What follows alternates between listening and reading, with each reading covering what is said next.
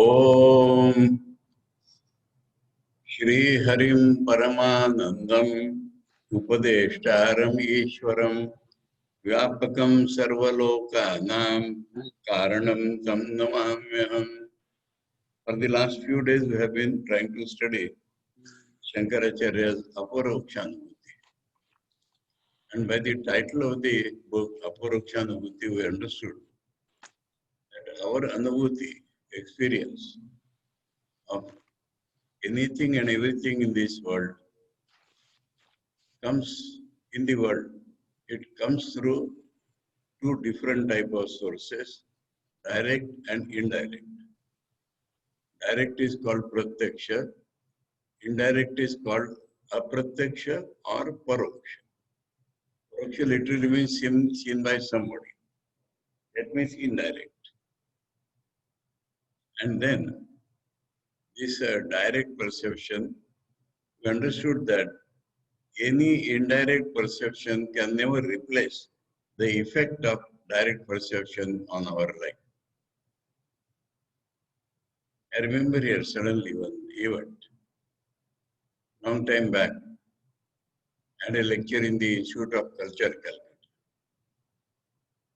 And the president of the lecture was a professor of Nyaya, logic. So after my lecture, he, in the concluding remarks, said, I remember the words, the lecturer was emotional at times. Emotion, however good, can never replace solid reason. That were his words. Now, being the president, there was no occasion for me to speak after that. But then I was asked to make a paper out of my lecture. Actually, it became 2 articles. Those are interested.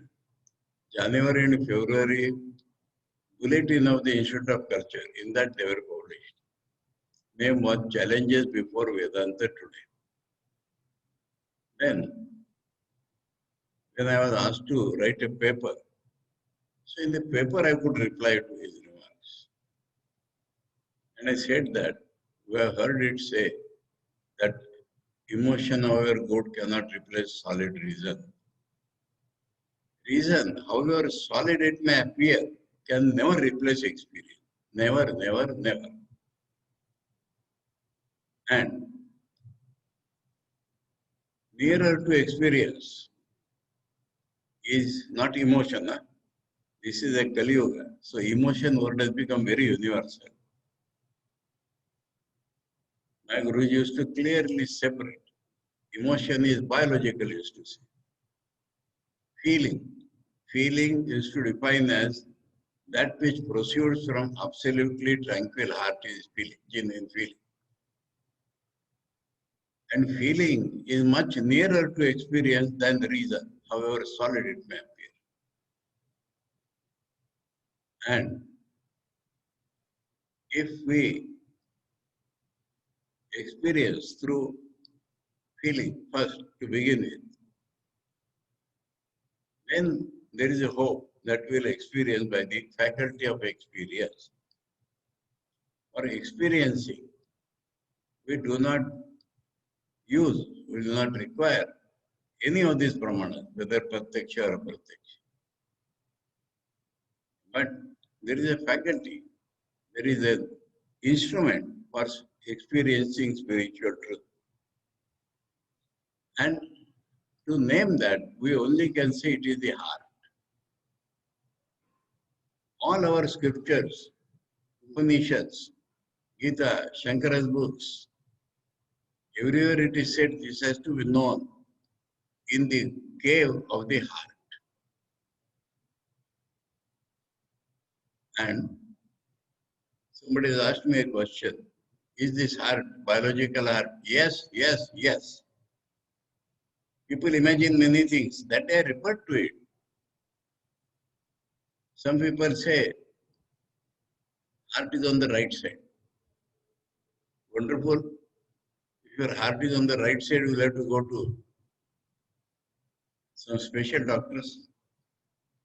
Some people say heart is in the center. In the yoga books, it is written heart is in the center. Where is the I consciousness?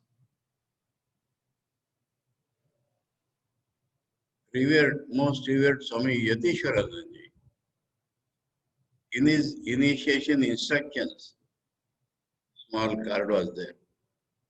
He did not use the word heart. Feel the center of your consciousness, that he used to say. Feel the center of your consciousness. Where do you feel I? Tell me. Do you feel in the center? Do you feel it here?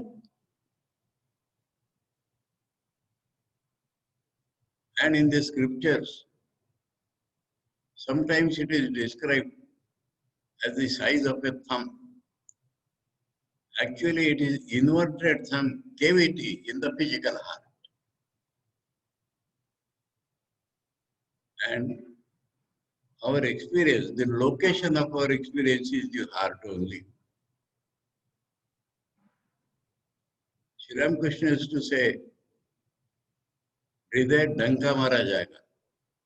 The place for meditation, you can proclaim at the sound of a drum that it is the heart.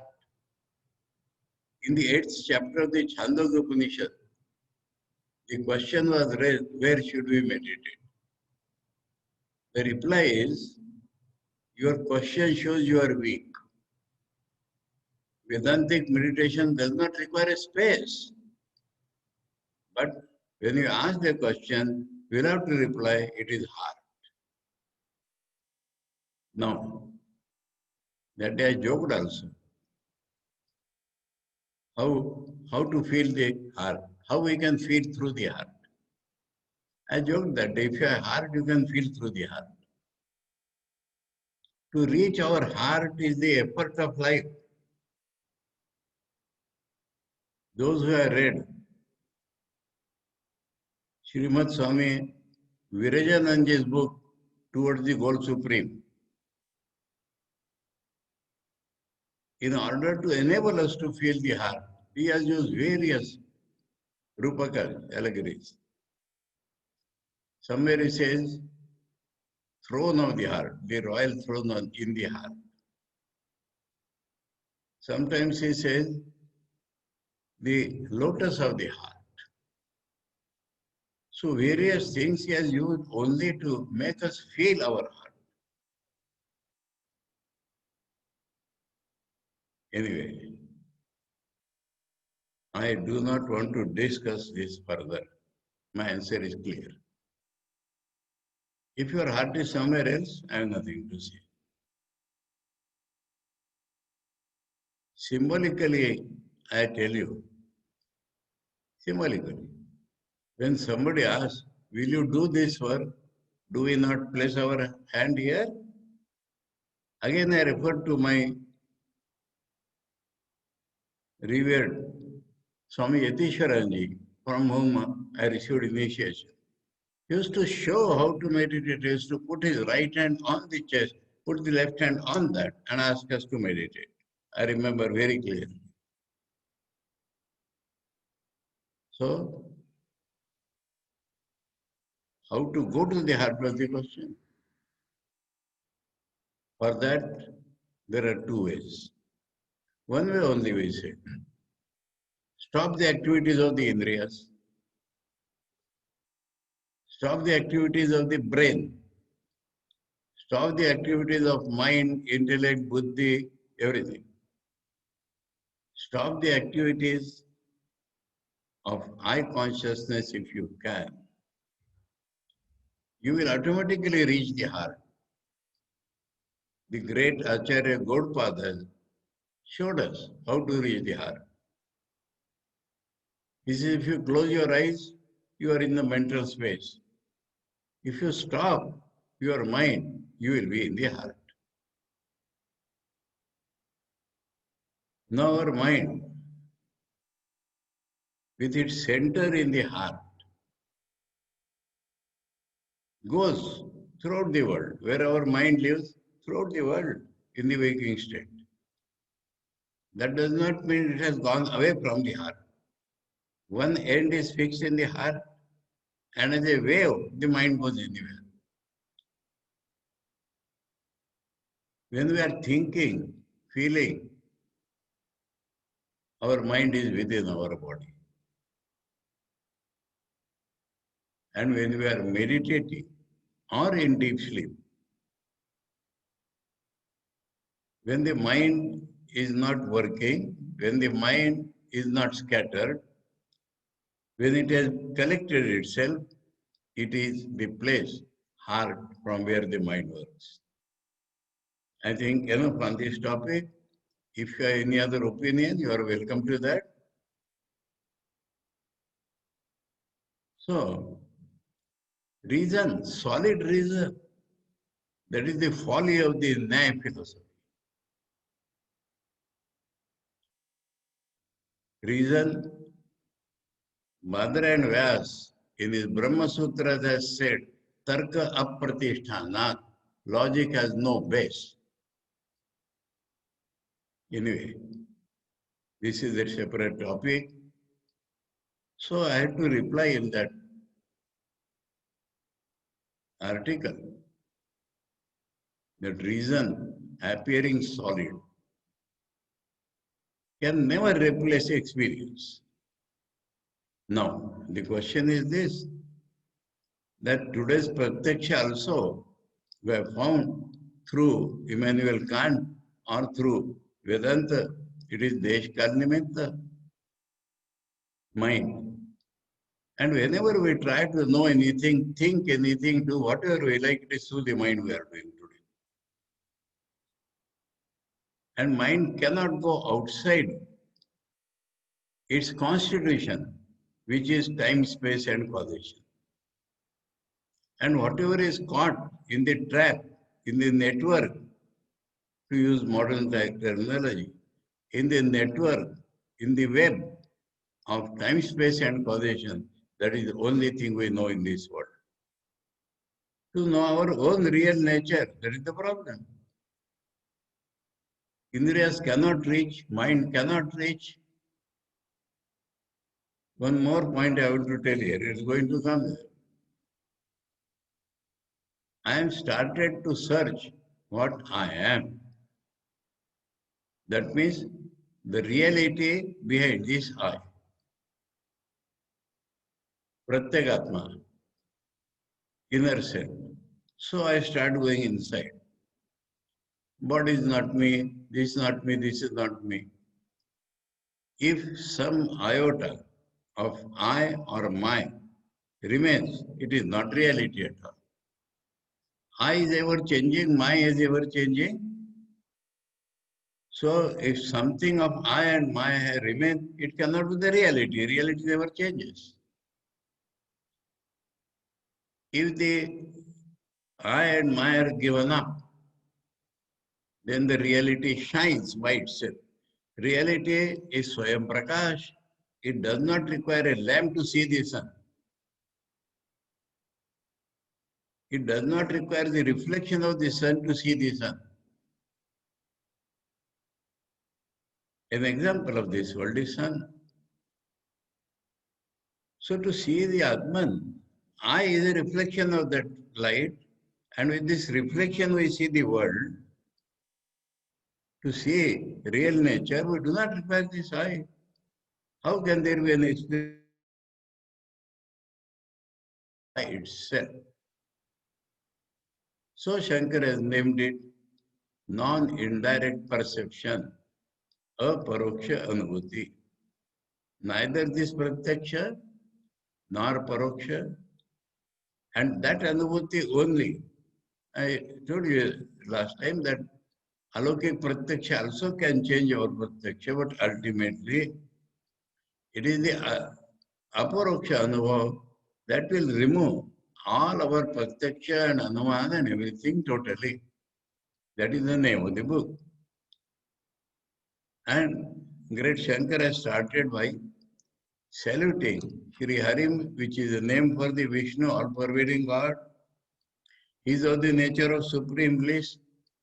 He is the Guru. He, in the form of the Guru, it is the Ishvara who comes to us to teach us.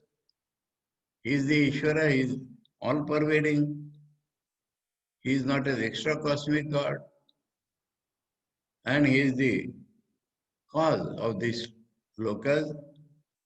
And then he has said, I am trying to tell Aparokshanubhuti for moksha. Only the good people should look at it again and again. Now how to become good? Swavarnashrama dharmena tapasa haritoshana. By duty or by righteous action corresponding to the present state of our mind, the stages as well as the situation or the constitution according to the evolved state of mind, according to the biological evolution of the mind, the adhikar differs. According to that, we have to do our righteous duty. And then tapasya. Tapasya means trying to concentrate everything towards God. Shankara's definition of tapasya is manasya indriyasya ekagram paramam tapa. Then what happens? The Lord becomes pleased.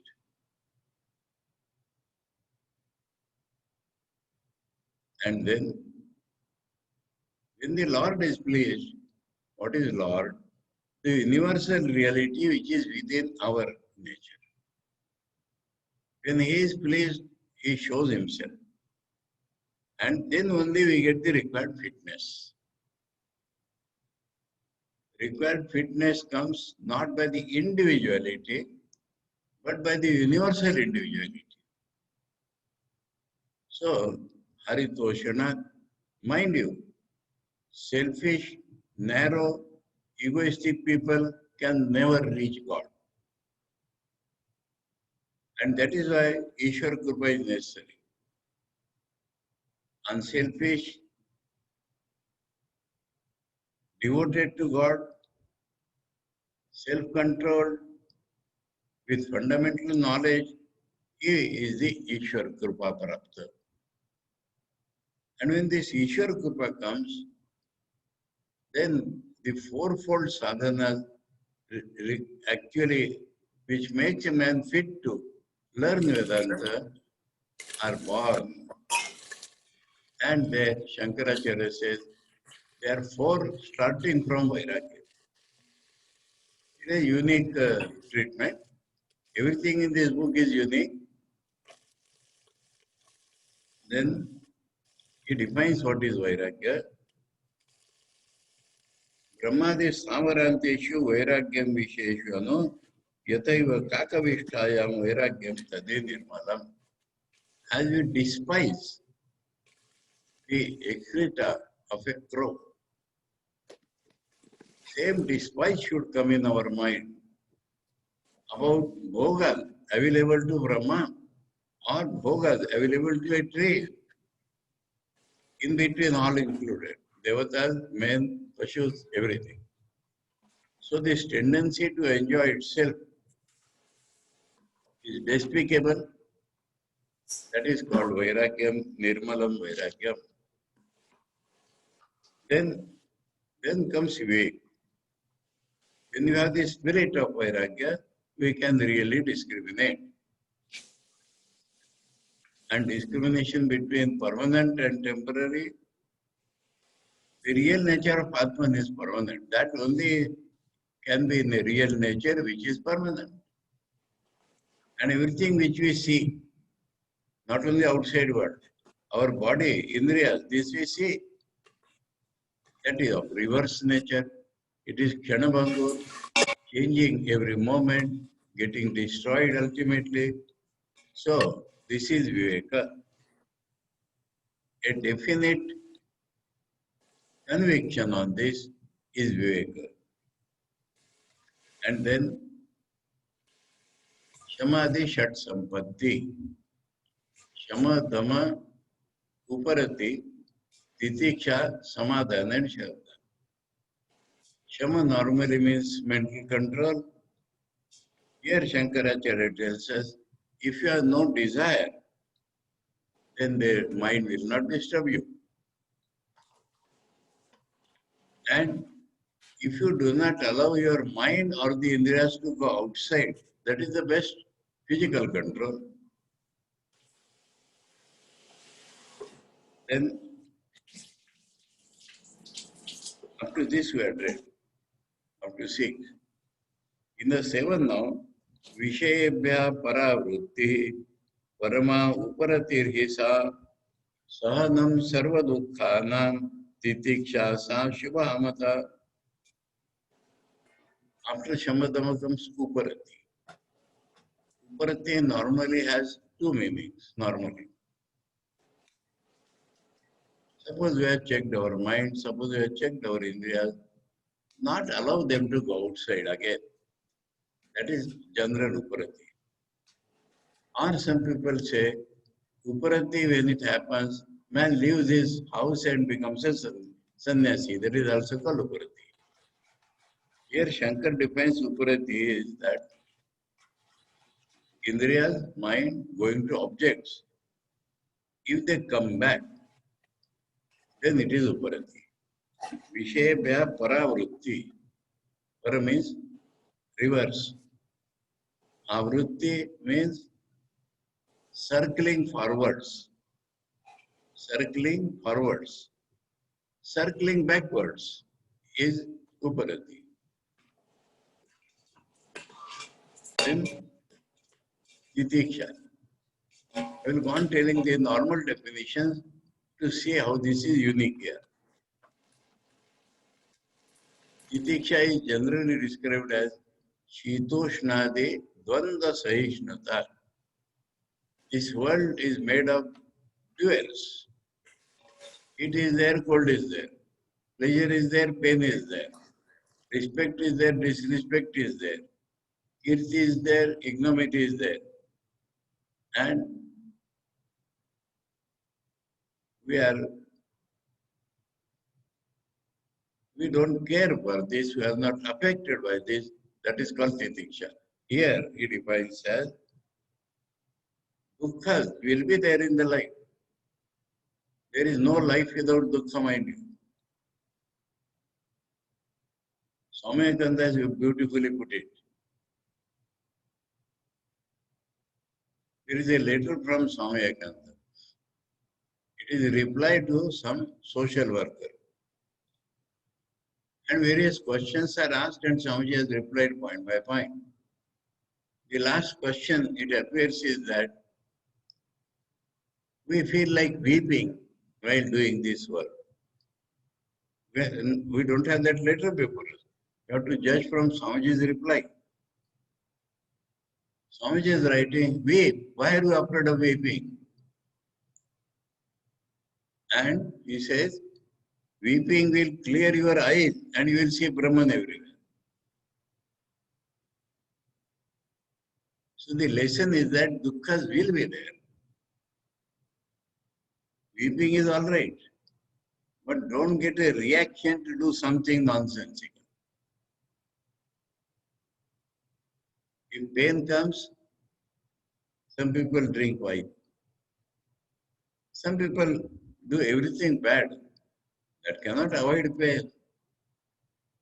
So pain, just bear it and go ahead. There is a beautiful story, a poem in Swamikanda's works. There was a Sufi saint lady, Ravia. She got some sickness, some fever. So to see her, two priests have come. And one priest tells her, if God has given some punishment, we must bear it somehow. The other priest, perhaps a little more evolved, he says, God has given us punishment, we should happily endure. Ravia says, what you are talking, I cannot understand. Where has God given punishment? Fever is a natural function of the body. Where is God's punishment in that? So, dukkha is something natural. We just bear it and go in our path. Then, निगमाचार्य वाक्येषु भक्ति श्रद्धा इति विश्रुता चित्तैकाग्र्यं तु सल्लक्ष्ये समाधानमिति स्मृतम्. The book which I have is by Swami Vimuktananda, but I will differ from his translation in many places because I have to go in the Shankara's text. There is a word bhakti here, mind you. And bhakti has a definite meaning by the word itself. We cannot change that. Bhakti contains two elements, love and respect. Respect and love, we cannot separate them. Ordinary love, attraction for anything sometimes takes us down. Respect we do from a distance, we do not go near. But respect means the awareness that it is a great thing, that is respect. And love for that, attraction for that together is bhakti. Now here about what bhakti? Not about God here. Huh? Nigama acharya vakyeshu bhakti. Nigama, in Shankara's books, Nigama will always mean Vedantic books. Vedanta, Upanishads. The word itself means conclusive knowledge. Because the Tantrikas call their scriptures as Nigama. But Shankaracharya is using this word. So Rishi's experience, that is the meaning of Nigama. If Rishi has experienced, beautiful expression you see, we should have devotion for that. We should love it by our heart again has come into picture. We should have great respect for what he is telling. We should have love for that. This Shankar says is Shraddha. So many places Shraddha is defined in so many ways. Here in a unique way, and another thing, Acharya Vakyeshu. Here again, I am told in a general way, I will not strictly follow the translation given in the book. Acharya is many times an independent authority. Acharya explains what the Shruti says. Acharya is an independent authority. So if Acharya's Vakya, sentence, we hear, how to hear? Bhakti Purva. That is called Shraddha. What Acharya tells, we have highest respect for it and love for it. Now, or and, either and or. That means Shastra Vakya or Acharya Vakya or Shastra Vakya as explained by Acharya, both can be the meanings and both are the meanings. And about that sentence, about those sentences, Vakyeshu, plural, about those sentences, if you have bhakti, that is called Shraddha. Iti Vishruta, I say that is famous. Then Samadhan. Samadhan is not what normally in literature, Samadhan is contentment, satisfaction, that is not the meaning here. Samyak Adhan, keeping rightly. Mind, when it tries to go to God with real alone, then it stays there. Equilibrium, inequilibrium, we know. Equilibrium is of two types. Stable equilibrium and unstable equilibrium. I am holding this book. I can make it stand like this also, but it will fall down. And if I keep like this, it will not fall down. So stable equilibrium is possible only if the mind is given to God. That is samadhana. Keeping rightly. So Shankar defines it that samadhana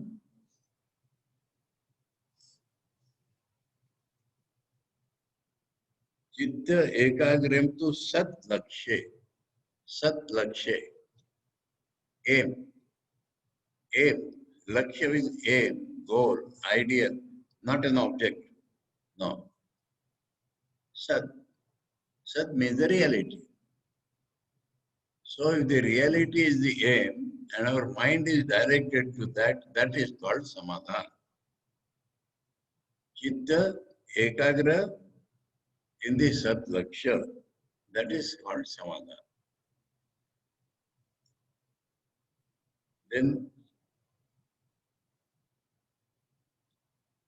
so the Shat Sampatti is over, Shama, Dama, Uparati, Titiksha, Samadhana and Shraddha. Here the order Shankara is given is Shraddha and Samadhana. Now, the fourth thing, Vairagya the Chatushtayam, which comes by the grace of God, is Mumuksha. Desire to be liberated. That is the literal meaning. Liberated from what? From the bandhanas. And bandhan of imperfection, bandhan of wants, bandhan of desires, bandhan of wrong knowledge.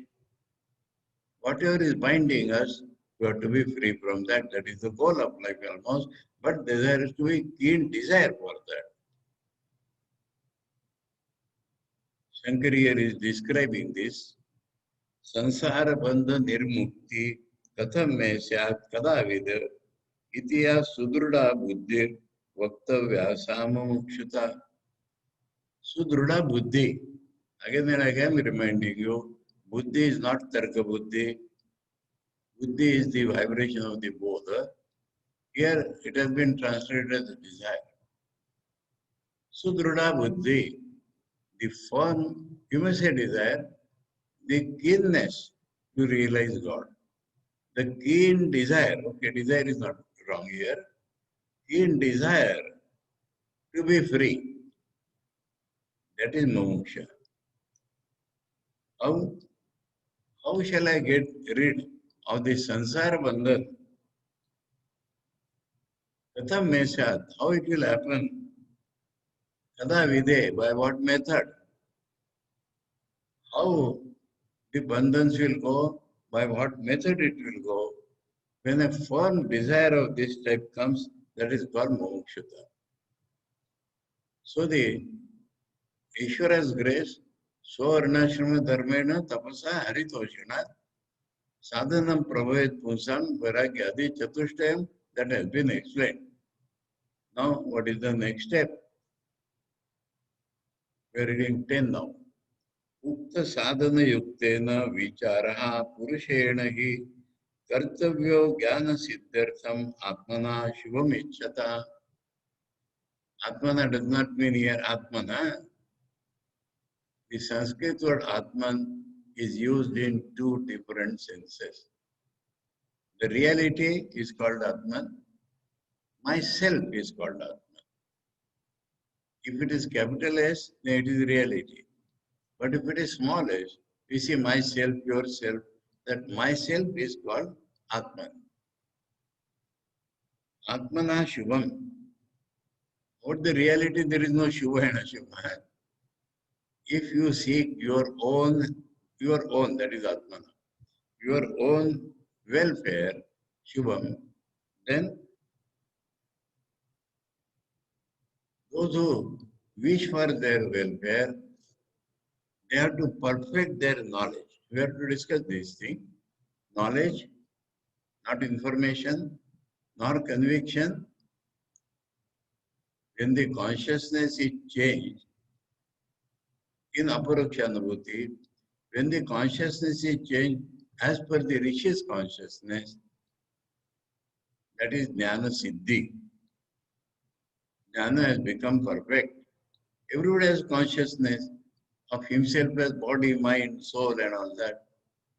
But when it is transformed, when it is illumined, like the that Rishis, one reality everywhere appearing through me and through you and through everybody, that is called Jnana Siddhi. Jnana Siddhartham. For the perfection of knowledge, if you want your welfare, you require perfection of knowledge, and for that perfection, you have to discriminate, think. Vichar means thinking analytically. He will show what is vichara. Here is only mentioned the name. Ukta sadhana yuktena. That is important. Because everybody has his own discrimination. I will tell a funny incident here. One boy, student, got attracted to somebody. He wants to marry, giving up his further education. He writes a letter to his father, big letter. I have thought like this, I have thought like this, I have thought like this everywhere. His father was a real thinker. He replied to that letter in half a sentence. My boy, this is not your vichara, this is vikara. It is not thinking. It is the distorted idea in your mind, vikara. And that controlled that boy to such an extent, he became a great sadhak later on. So, vichara is not random thinking. What vichara is, Shankar himself will explain, but here it is necessary still. Though again, those who have this sadhana, otherwise man thinks in his own way. We see 1,000 thinkings in this world. Everybody thinks. Here one funny thing I will tell you. Some people say we don't think. That is itself a thought. We do not require thinking. That is thinking. So, proper thinking, analytical thinking. We'll see now. Shankar will propose that. So, a man who has this sadhana chatushtaya only can rightly think. That is the lesson. We have to check on our sadhana chatushtaya, and then such a person should start thinking. Ukta sadhana yuktena vichara purushena hi kartavyo jnana siddhartham atmana shivam icchata. One word here is purusha, and we have explained it in several times. Purusha has one meaning of God. Purusha here is not opposite to Stri. Purusha means one person with a self-effort. That is Purusha. Now, where is the effort? Vichar. नोत्पद्यते विना ज्ञानम विचारेण अन्य साधने ही यथा पदार्थ भानम ही प्रकाशेन विना क्वचित. Without light, we cannot be aware of a thing. Padartha bhan, awareness of a thing, never comes kvachit prakashena vina, without light.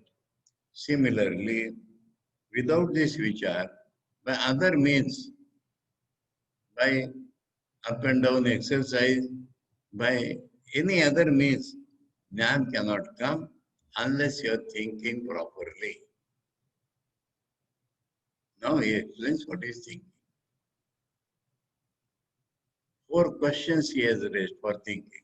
4 questions. Oham is the first question. Who am I? Katham idam jatam. Idam means the world which we experience. How is it born? Who vai karta asya vidyate? Who is its creator?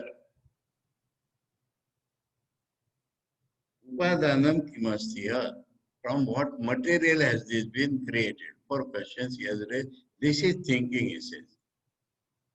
Thinking should be about who am I? From where this has come?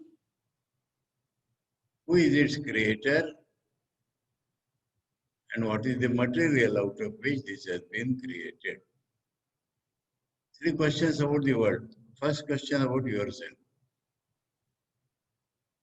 Now he explains how to think. This is the topics of thinking he has given.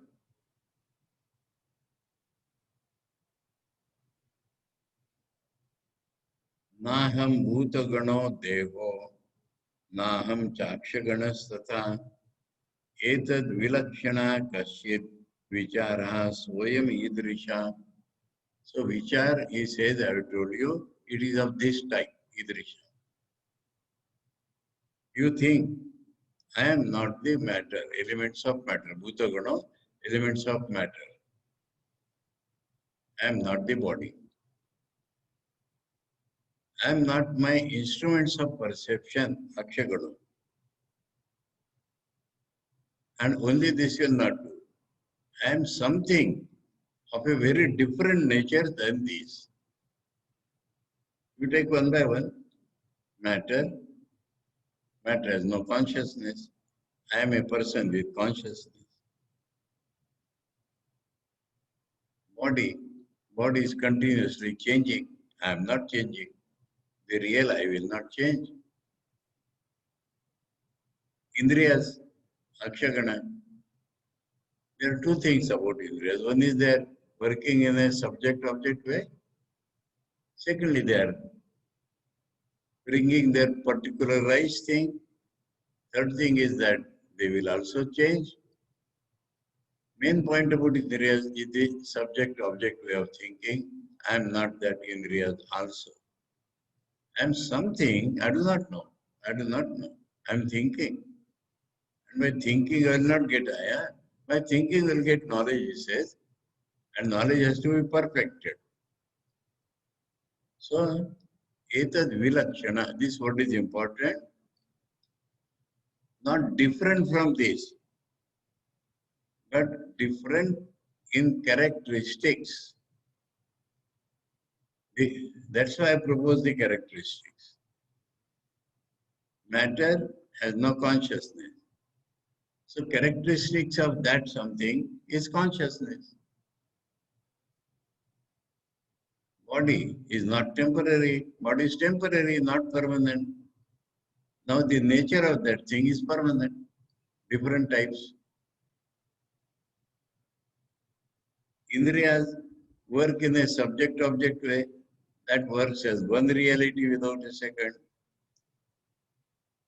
This is called to understand what I am.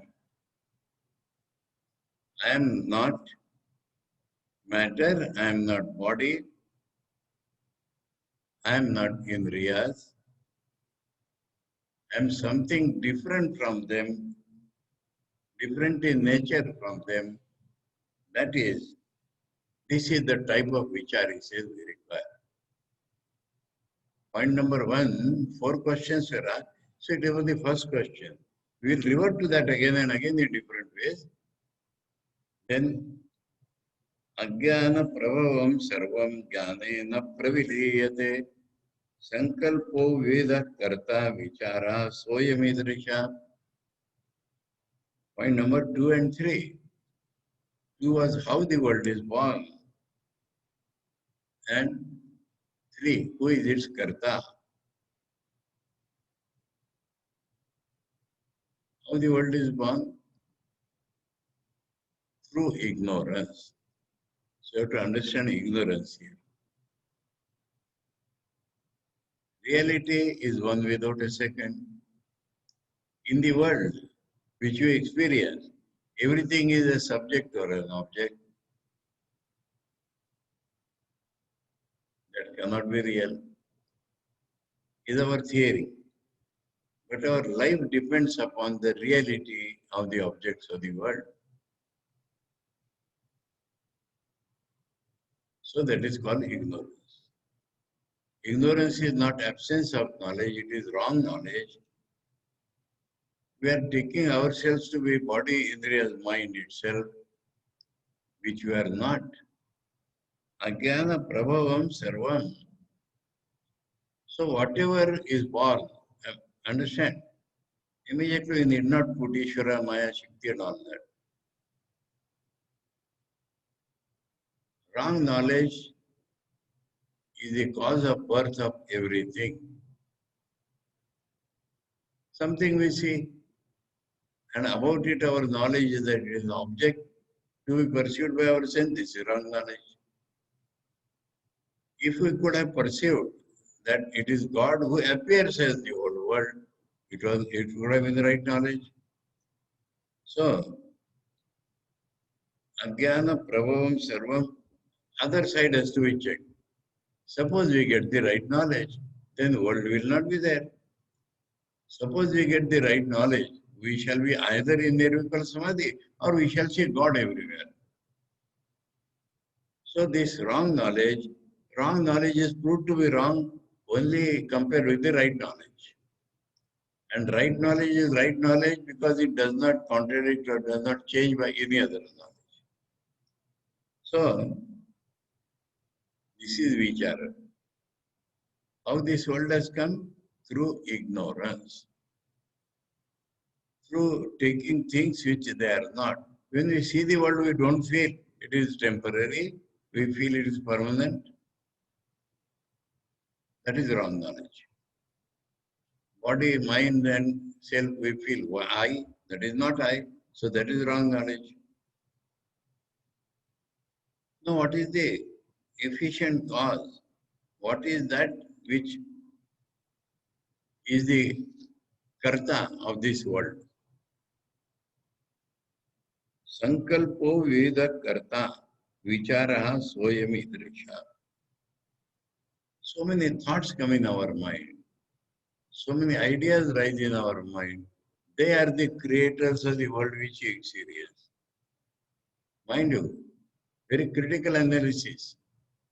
World we see as objects and start analyzing inside. We experience the world. And our experience of the world depends upon what we think. You go and take a statistical information from all people throughout the world, from animals. Everybody's thoughts are different.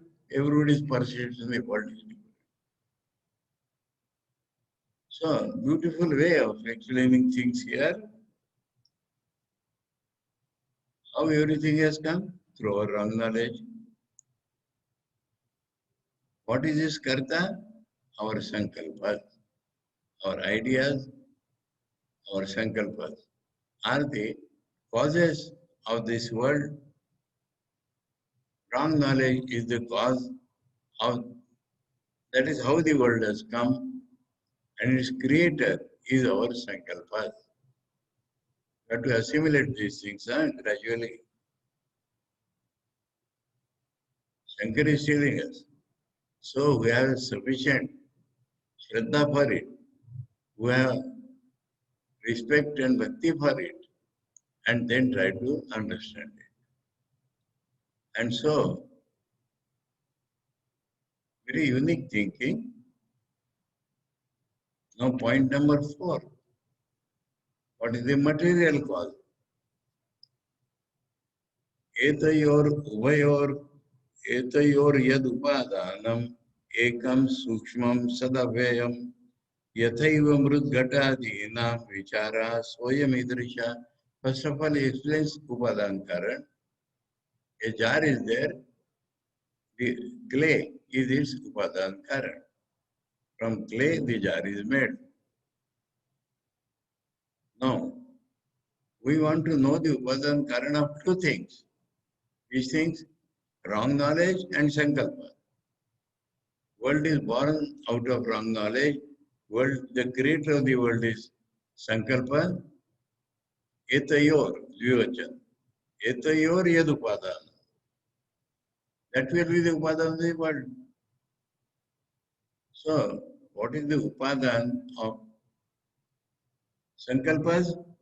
What is the upadan of again? That will be the upadan of the whole world. This is, Shankar said, this is called thinking. Vichara Soyam Idrisha in every shloka. What do you think? Huh? Now, in this comparison,